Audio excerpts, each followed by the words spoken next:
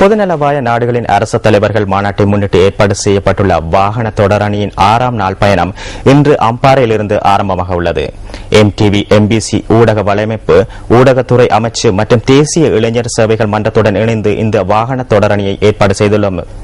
மக்களின் அமோக வரவேற்புக்கு மத்தியில் நேற்று மட்டக்களப்பிலிருந்து அம்பாறை வரை இந்த வாகன தொடரணி முன்னெடுக்கப்பட்டிருந்தது. இதனை முன்னிட்டு அம்பாறையில் விசேட இசை நிகழ்ச்சியும் நடத்தப்பட்டிருந்தது. இன்று முற்பகல் அம்பாறையிலிருந்து பயணத்தை ஆரம்பிக்கும் வாகன தொடரணி பதியத்தலாவை ஊடாக மயங்கனை நகரை மாலை வேளையில் சென்றடைய உள்ளமை குறிப்பிடத்தக்கது. பொதுநலவாய நாடுகளின் அரசு தலைவர்கள் மாநாட்டையொட்டி முன்னெடுக்கப்படுகின்ற வாகன தொடரணி தொடர்பான மேலதிக தகவல்கள் வழங்குகின்றார் அம்பாறையில் உள்ள எமது அலுவலக செய்தியாளர் ராசதுரை ஜெயரூபன்.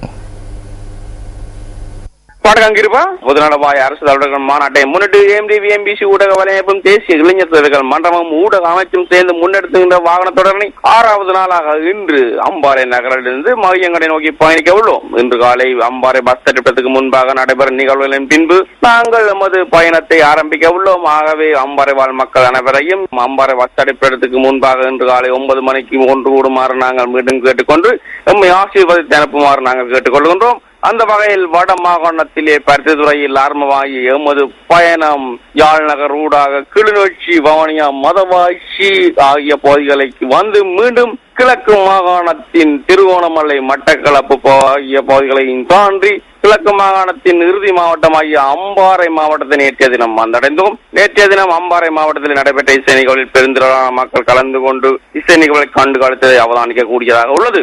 அந்த வகையிலே மக்கள் தொடர்ந்து நமக்கான ஆதரவையும் ஆசீர்வாதத்தையும் வழங்கிக் கொண்டிருக்கின்றார்கள்.